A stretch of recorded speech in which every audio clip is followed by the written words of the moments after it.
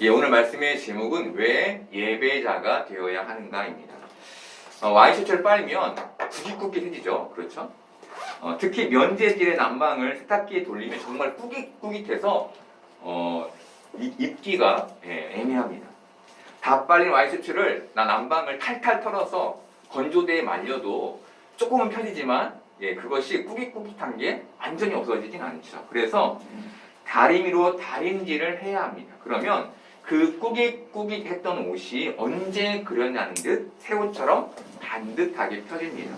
여러분, 이것을 사람의 인생에, 사람의 삶에 비유한다면 꾸깃꾸깃 구겨져 있는 인생은 행복할까요? 아니겠죠.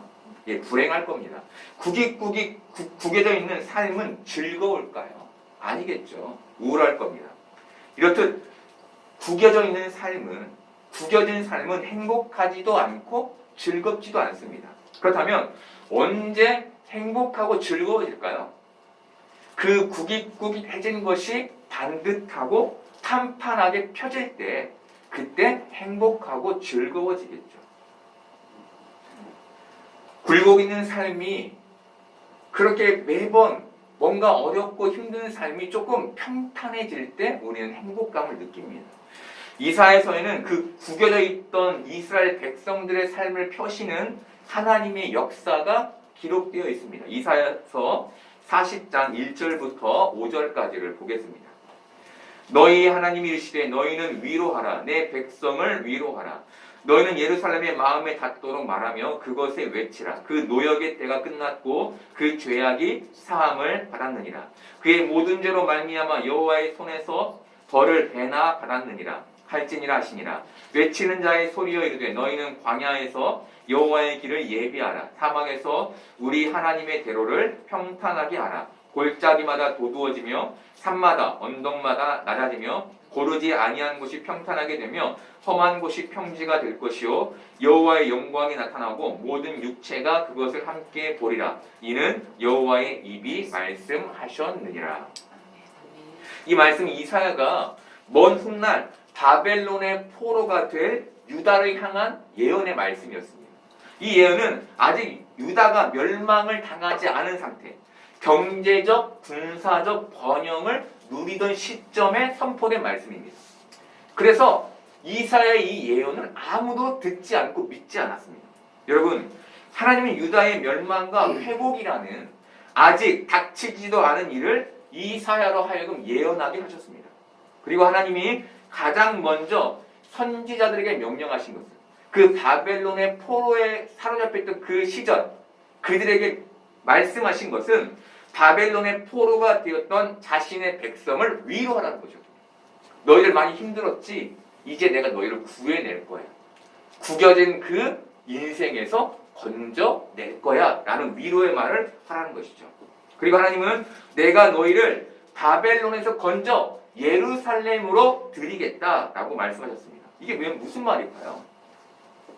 내가 너희를 예루살렘, 바로 본향, 그들의 고향, 우리가 온 곳 천국으로 인도하여 행복하게 만들어 주겠다라는 말씀이었던 것이죠. 앞서 말씀드린 것처럼 꾸깃꾸깃 구겨졌던 그 삶을 펴시겠다라고 하나님이 선포하시며 명령하시는 말씀이 이 말씀인 겁니다. 이 말씀에서 우리가 눈여겨봐야 할 것은 이스라엘 백성들을 회복시키시는 그 하나님을 맞이할 때 이들에게 소명이 부여된다는 거예요. 소명이 주어져요. 그 소명은 사망의 대로를 평탄하게 내고 골짜기를 메우고 산과 언덕을 낮추며 고르지 않은 곳을 평탄하게 하는 것, 바로 광야의 여호와의 길을 예비하는 것이었습니다. 여러분, 군대에 별이 두 개인 사단장이 오게 되면 군인들이 다 어떻게 합니까? 오는 길부터 사물함 관물대까지 광을 내죠. 막 화장실 할 거 없이 다 광을 냅니다. 그런데 오늘 말씀에는 사단장급이 아닌 원수, 왕이 오신다는 거예요. 왕이. 그러면 왕이 오실 때 이스라엘 백성들이 어떻게 해야 해요? 광을 내는 정도를 넘어 길을 만들어야 한다고 말씀하시는 것이죠. 하나님이 오셔서 너희를 회복시킬 건데 너희가 해야 할 일은 나를 기다리면 내가 올 길을 예비하는 거야 라는 말씀을 해 주시는 겁니다. 여러분, 이사야 40장의 내용이 바로 왕을 기다리는 자들에게 주어지는 소명에 대한 말씀인 거예요. 소명. 여러분, 이 말씀은 아주 중요한 한 가지를 전제합니다. 그것은 이 일이 왕이신 하나님의 오심을 기다리는 중에 해야 할 준비라는 겁니다. 다르게 말하면 왕이신 하나님과의 만남을 기다리는 중에 해야 할 우리의 일이라는 것이죠. 여러분, 우리는 인생을 삽니다. 이 인생은 하나님 나라 천국을 향하고 있습니다. 그렇죠? 우리는 믿음으로 구원을 받았으니 천국을 향하고 있죠. 이렇듯 우리는 하나님과의 만남을 기다리는 중에 있습니다. 인생을 살아가니까 시간에 따라 우리가 하나님께 본향을 향해 가고 있으니까. 즉 여호와의 길을 예비하라는 이 소명은 이스라엘 백성들뿐만 아니라 우리에게도 주어진 부여된 소명인 겁니다. 우리에게 주어진 소명이 이 현실을 살며 사막의 대로를 내고 골짜기를 메우고 산과 언덕을 깎아 낮아지게 하고 평탄하게 하는 것에 있는 것이죠. 그렇다면 사막의 길을 내고 골짜기가 움푹 패여 있고 산과 언덕이 솟아있다는 건 뭘 의미할까요? 사람들의 불의와 불법으로 생긴 빈부의 격차, 신분의 격차, 불평등이라는 현실의 격차를 의미합니다. 이것은 구겨져 있는 현실을 말해주는 거예요. 그런데 너희는 그 구겨진 현실을 평탄하게 만드는 일을 하는 자들로 부름을 받았다는 겁니다. 그런데 이런 소명을 받은 우리가 세상의 부조리를 바로 잡을 생각은 하지 않고 자기 자신과 자기 가족만을 위해 산다면 그걸 올바른 소명의 삶이라고 할 수 있을까요? 구깃구깃한 세상을 펴야 할 우리가 그것을 펴지 않고 오히려 그것에 편승하여 자기를 맞추며 산다면 그게 바른 하나님 백성의 모습일까요? 아니겠죠. 그죠? 아니겠죠. 마태는 세례 요한을 가리켜 그가 이사야 선지자를 통하여 말씀하신 외치는 자의 소리다 라고 소개합니다. 세례 요한이 주의 길을 준비하는 자, 그가 오실 길을 곧게 하는 자였다는 것이죠.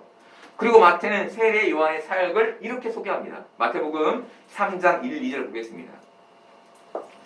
그때 세례 요한이 이르되 유대 광야에서 전파하여 말하되 회개하라 천국이 가까이 왔느니라 하였습니다. 여러분, 세례 요한은 불의와 불법과 불평등의 세상에 회개를 선포합니다. 회개. 세상의 그 불의와 불법과 회개를 연결시켜요. 이것이 무슨 의미일까요? 불의와 불법과 불평등을 해결할 수 있는 방법이 회개뿐이라는 거예요. 회개. 사막에 대로를 내고 골짜기를 메우고 산과 언덕을 깎아 평탄하게 하는 일이 무엇으로부터 시작된다는 겁니까? 회개로부터 시작된다는 거예요. 다르게 말하면 구깃구깃하게 구겨진 세상을 펼 수 있는 일이 회개, 나 자신의 회개로부터 시작된다는 겁니다. 예수님은 이 땅에 오셔서 하나님 나라, 바로 천국을 사람들에게 보여주셨습니다. 그것은 병든 자를 고치고 죽은 자를 살리며 가난한 자를 먹이시는 일이었습니다. 여러분, 병들었다는 건 뭐죠? 병들었다는 건 정상에서 벗어난 것이죠. 그죠? 죽었다는 것도 뭐죠? 정상에서 벗어났다는 겁니다. 가난한 것도 마찬가지죠. 정상에서 벗어난 거예요. 여러분, 어떤 상태입니까? 구겨진 상태인 거예요. 다르게 말하면 비정상의 상태인 거예요. 비정상. 그런데 예수님은 이 땅에 오셔서 이 비정상의 것들을 정상으로 회복시켜주는 것을 우리에게 보여주신 거예요. 구겨진 것들을 펴시는 일을 우리에게 보여주신 거예요. 바로 이것이 하나님 나라이다. 이것이 천국이다. 라는 것을 보여주신 겁니다. 여러분, 천국은 어떤 곳인 거예요? 천국은 어떤 곳입니까? 비정상적이었던 게 정상으로 회복되는 곳. 구깃구깃 구겨진 것들이 평평하게 펴지는 곳인 겁니다. 불행이 행복으로 바뀌는 곳이 천국인 거예요. 그렇다면 우리는 왜 사막에 대를 내고 골짜기를 메우고 산과 언덕을 깎아 평탄하게 하는 일을 해야 할까요? 왜? 답은 간단합니다. 우리에게 오실 일을 통해 천국에 가기 위해서인 거예요. 천국에 가기 위해서. 그래서 그 소명의 사역을 살아가는 거예요. 그렇다면 이 소명이 이 현실에서 우리에게 주는 유익은 뭘까요? 이거 우리가 살아요. 불평등한 것을 평등하게 맞추고 불법이 있고 불의한 것을 정의롭게 바꿔가요. 근데 이것이 우리에게 주는 유익은 뭘까요? 여러분, 소명은 단순히 주의 길을 예비하면, 쉽게 얘기하면 주를 믿으면 천국에 가게 된다라는 의미가 아닙니다. 이것은 현실에서 왕의 오실 길을 준비하는 삶을 살 때, 즉 소명의 삶을 살 때 우리의 비정상적인 삶이 정상으로 회복된다는 의미인 거예요. 바로 이 일의 첫 시작이 뭐로부터 시작되는 거예요? 회개로부터 시작되는 거예요. 회개를 통해 이루어지는 것이죠. 그래서 하나님께서 신앙을 사는 우리가 이 현실에서 소명을 이루기를 말씀하신 겁니다. 소명을 이루기를. 왜? 소명을 이룰 때 너희 안에 천국이 일어나니까. 이런 의미에서 직장은 먹고 살기 위한 수단이 아닌 소명을 이루는 장소가 되는 거예요. 의사는 사람을 살리는 소명, 직장인은 나의 가족을 먹이는 소명과 함께 다른 사람들과 동역함으로 함께 사는 세상을 만드는 소명을 갖는 거예요. 그저 우리 가족 잘 먹어야지 해서 끝나는 게 아니라 거기에서 저 사람에게 또 그 천국의 은혜가, 우리는 천국이라고 하지만 저들은 돈이 많은 거죠. 불평등에서 벗어나는 거죠. 그런 것들을 함께 이루어가는 것, 이것이 소명인 겁니다. 야고보 사도는 하나님은 회전하는 그림자도 없으시다라고 말했어요. 그리고 민수기 23장 19절에서는 하나님에 대해서 이렇게 말해줘요. 함께 볼까요? 하나님은 사람이 아니시니 거짓말을 하지 않으시고 인생이 아니시니 후회가 없으시도다. 어찌 그 말씀하신 바를 행하지 않으시며 하신 말씀을 실행하지 않으시랴. 여러분, 이 두 말씀은 하나님의 완벽하심과 완전하심에 대해 말해줍니다. 이사야서의 말씀을 예로 들면 높은 산과 낮은 골짜기가 하나님에게는 없다는 거예요. 하나님의 마음에도 하나님의 행하심에도 그런 굴곡이 없다는 거예요. 앞에 예화를 예로 들면 하나님에게는 구김이 없으시다는 거예요. 여러분, 하나님은 왜곡도 결핍도 상처도 부정과 불의도 상함도 아픔도 없는 거룩하신 분이신 겁니다. 거룩하신 분. 우리가 이렇듯 완전하신 하나님과의 만남을 준비하며 소명을 이루어갈 때 우리의 구겨진 삶과 마음이 펴지게 되는 경험을 하게 되는 거예요. 왜? 하나님은 완벽하시니까. 여러분, 거룩이라는 것은 굉장히 흠이 없다라는 뜻이죠. 여러분, 그 하나님을 만나야만, 뒤에서 얘기하겠지만 만나야만 회복을 이루게 되는 거예요. 여러분, 이렇게 구김이 없으신 하나님이 우리를 만나러 육신을 입고 이 땅에 오셨죠. 누구신가요? 예수님이시죠. 그래서 왜곡과 결핍과 상처와 상황과 아픔을 가진 우리가 이 현실 속에서 예수님을 만날 때 구겨진 옷을 다리미로 다리듯 우리의 구겨진 삶의 형태와 마음의 모양이 반듯하게 펴지게 됩니다.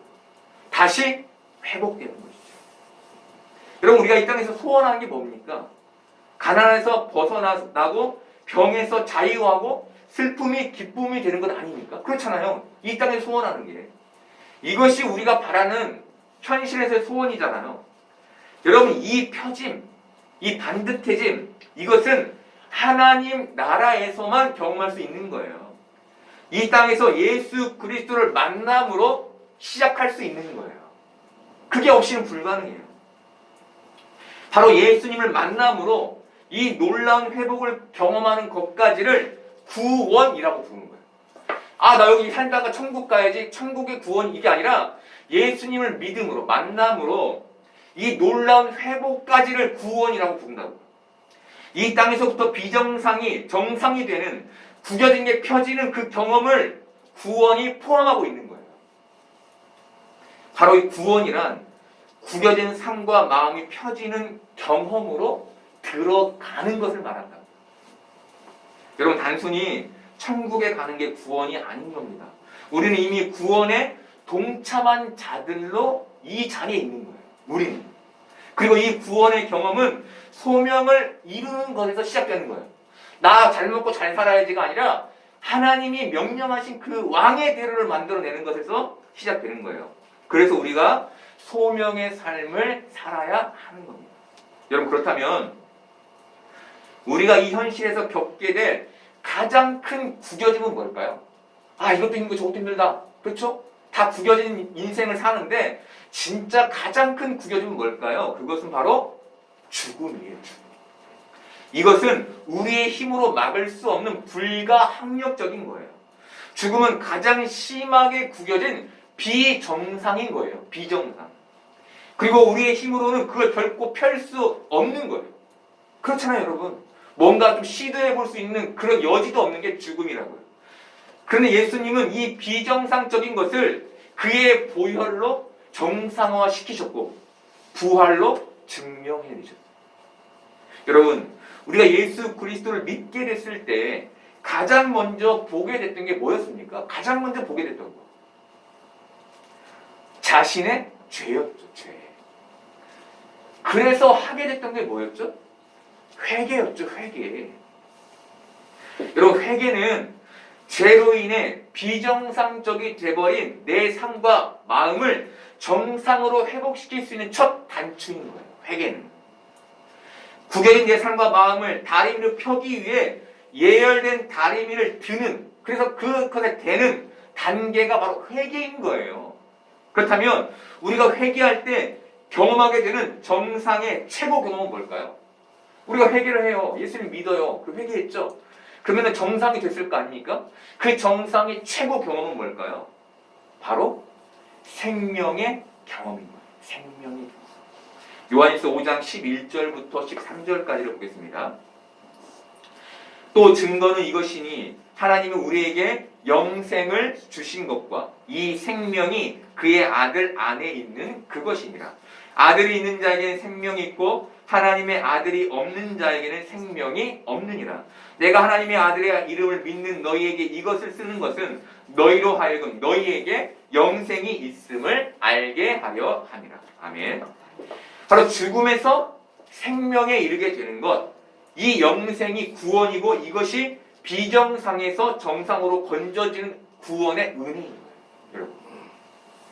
여러분, 우리는 앞서 말씀드린 것처럼 이 땅에서 사막의 길을 만들고 골짜기를 메우고 산과 언덕을 깎아 평탄하게 하는 일을 해야 합니다.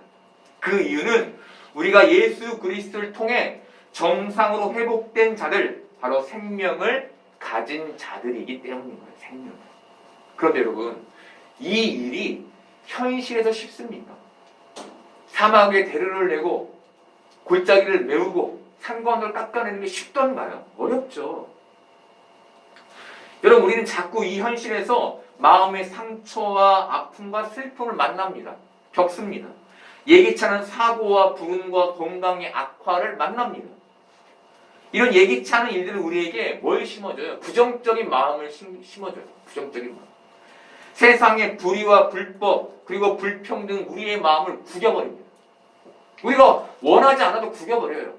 또 말로 인한 상처, 물질의 결핍, 관계의 문제는 우리에게 낙심과 좌절, 염려와 근심, 두려움을 심어줘요. 안 되는구나. 아, 힘들다. 정말 이런 관계에서 벗어나고 싶구나. 이건 역시 우리의 마음을 구겨버리죠. 이게 우리가 경험하는 현실이에요. 도대체 메꿀 수 없고 도대체 평탄하게 할 수 없는 현실, 그게 우리가 걸어가고 있는 현실이라고요. 그렇다면 우리는 이런 구겨짐의 환경과 상황 속에서 어떻게 소명을 이루며 우리 안에 하나님의 천국을 만들어낼 수 있을까요? 그 방법이 예배에 있습니다. 예배. 이 예배에서 구부러짐이 없으신 하나님의 위엄과 변함없는 구주의 구원의 은혜와 성령의 충만한 역사를 경험할 때 우리가 계속해서 당하는 이 현실의 구겨짐에서 우리가 다시 우리의 마음과 삶을 펴게 되는 거예요. 왜? 그분이 거룩하시고 그분이 흠이 없으시고 그분이 평탄하시니까.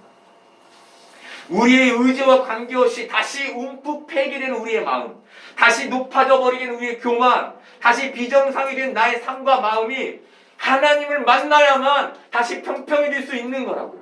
하나님을 만나야만. 사무엘하 6장 11절부터 14절까지를 보겠습니다. 여호와의 궤가 가드 사람 오벳 에돔의 집에 석 달을 있었는데 여호와께서 오벳 에돔과 그의 온 집에 복을 주시니라. 어떤 사람이 다윗 왕에게 아뢰어 이르되 여호와께서 하나님의 궤로 말미암아 오벳 에돔의 집과 그의 모든 소유에 복을 주셨다 하니라.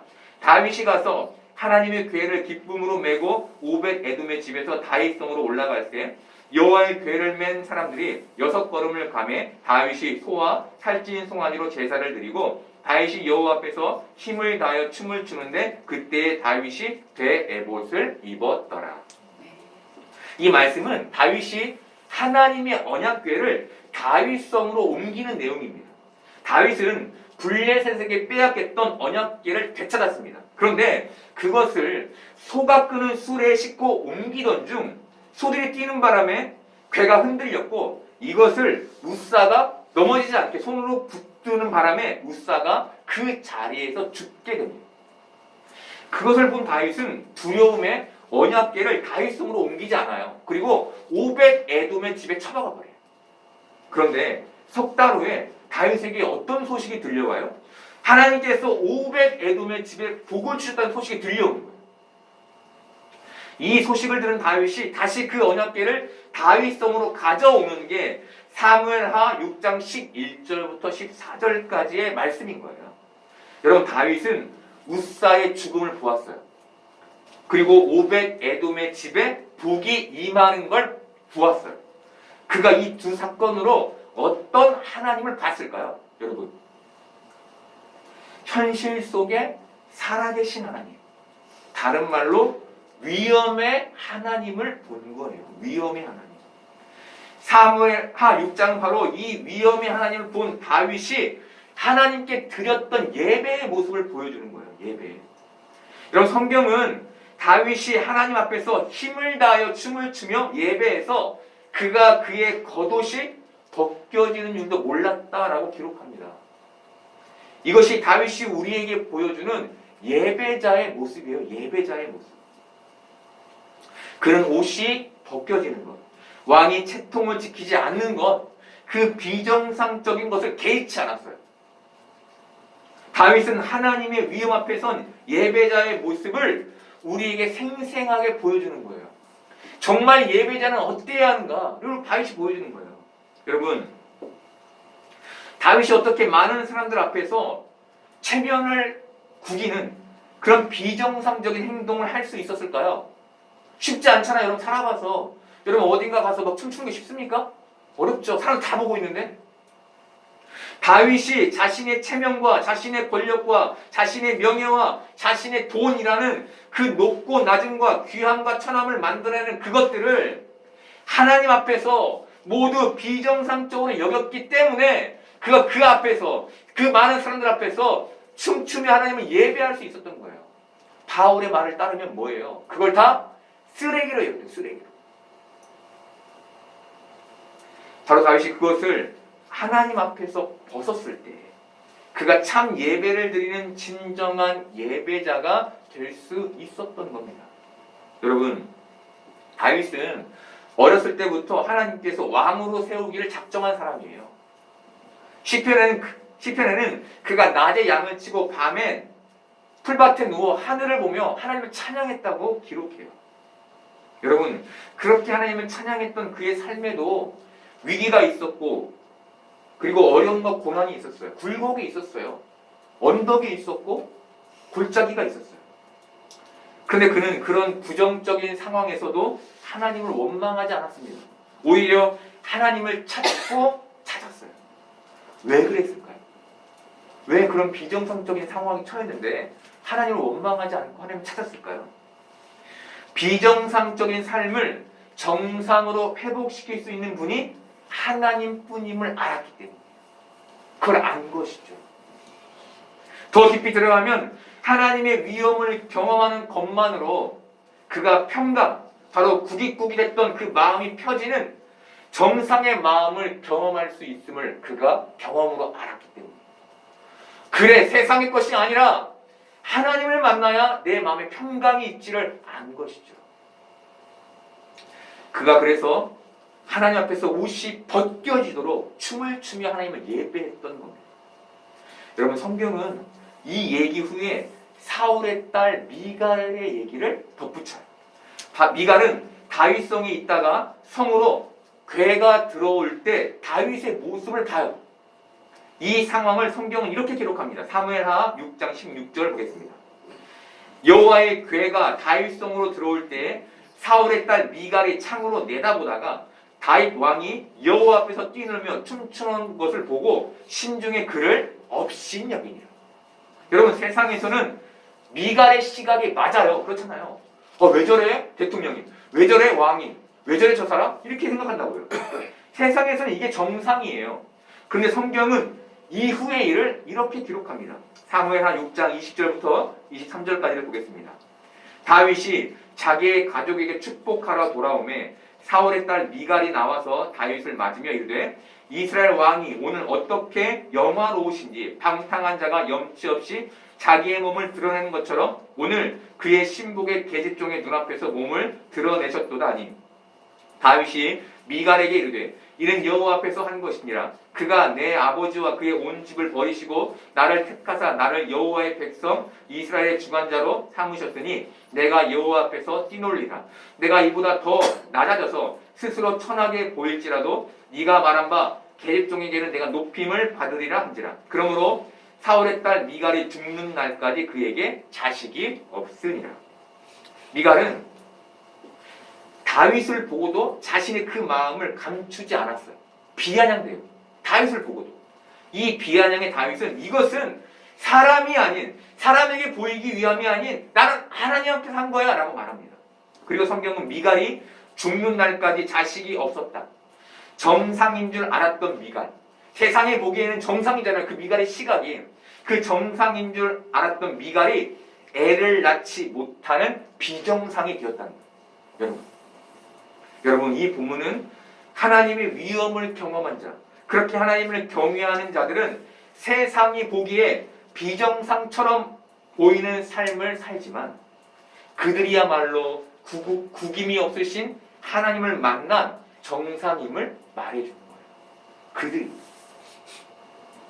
하나님을 만나야만 이 세상에서 구김이 없는 삶, 구원을 경험하게 되고 살게 된다는 걸 말해주는 거예요. 여러분 이사야 11장 6절부터 9절까지에는 오실 메시아가 이루실 평화의 나라에 대한 예언이 기록되어 있습니다. 함께 볼까요? 그때 이리가 어린 양과 함께 살며 표범이 어린 염소와 함께 누우며 송아지와 어린 사자와 살찐 짐승이 함께 있어 어린 아이에게 끌리며 암소와 곰이 함께 먹으며 그것들의 새끼가 함께 엎드리며 사자가 소처럼 풀을 먹을 것이며 젖먹는 아이가 독사의 구멍에서 장난하며 젖된 어린 아이가 독사의 굴에 손을 넣을 것이라.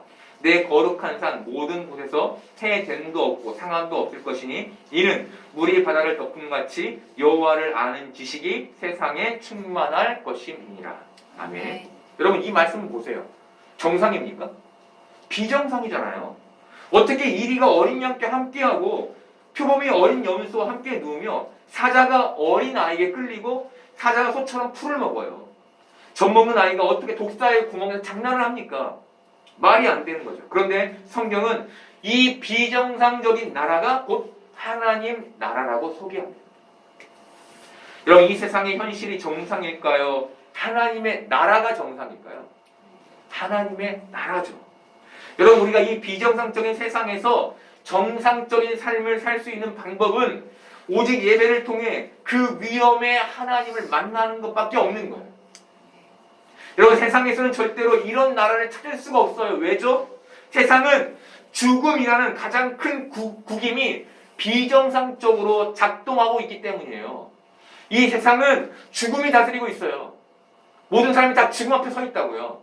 죽음의 두려움 가운데 그 죽지 않으려고 하자는 사람들이 여러분 그 비정상 그 가운데 살고 있기 때문에 비정상이 다스리고 있기 때문에 정상을 가질 수 없는 거예요. 그런데 예수님은 십자가에서 죽으심으로 죽음의 비정상을 깨뜨리시고 부활이라는 생명이라는 정상을 우리에게 허락해 주셨죠. 요한복음에서 예수님 자신에 대해 나는 부활이요 생명이니 나를 믿는 자는 죽어도 살겠고 라고 말씀하셨습니다. 부활이요 생명이니. 여러분 이 비정상적인 세상에서 정상의 삶을 살 수 있는 방법, 이 구겨져 있는 세상에서 불행할 수밖에 없는 우리에게 이 구김을 펴서 정상으로 회복시켜 행복한 삶과 마음을 갖게 할 수 있는 방법, 그 방법은 예배를 통해 하나님의 위엄과 구주의 구원의 은혜와 성령의 역사를 경험하는 것밖에 없는 겁니다. 여러분 우리가 인생을 사는 동안 부정적인 상황과 환경은 멈춰지지 않을 거예요. 멈춰지지 않을 거예요. 멈춰지지 않을 이 현실에 그 부정적인 환경과 상황 속에서 우리가 정상으로 회복하기 위해 필요한 건 그것을 끊어내는 것도 아니고 세상의 것으로 나를 채우는 것도 아닌 오직 하나님의 위엄과 구주의 구원의 은혜와 성령의 역사를 경험하며 사는 것밖에 없는 겁니다. 여러분 세상의 것으로 아무리 채워도 안 되는 거예요. 그것이 우리에게 생명을 줄 수 없어요. 구긴 것을 펼 수 없다고요. 사랑하는 여러분, 세상의 것으로 회복하려 하지 않기를 바랍니다. 세상은 비정상입니다. 우리는 오직 하나님으로만 회복될 수 있습니다. 왜일까요? 오직 하나님만이 정상이시기 때문이에요. 여러분 예배를 통해 위엄의 하나님, 거룩하신 하나님, 죽음을 이기신 하나님, 정상의 하나님을 만날 때 우리의 구겨진 삶과 정신과 마음을 회복하는 구원의 경험을 하게 될 겁니다. 이것이 요한복음 4장 24절 오늘의 말씀, 아버지께 참되게 예배하는 자들은 영과 진리로 예배할 때가 오나니 곧 이때라. 아버지께서는 자기에게 이렇게 예배하는 자들을 찾으시느니라. 진리와 영, 예수 그리스도와 성령과 하나님, 그분을 만나고 경험하는 것만은 우리가 정상이 될 수 있는 겁니다. 여러분 이 시간 하나님을 찾고 만나는 예배자의 삶을 결단하기를 바랍니다. 그래서 구겨져 있는 세상에서 계속해서 구겨질 수밖에 없는 여러분의 삶과 마음과 정신을 다시금 반듯하게 회복하게 되는, 행복하게 되는 여러분 되기를 바랍니다. 그래서 이 땅에서 왕의 길을 예비하는 소명을 이루어가는 복된 여러분 되기를 소망합니다.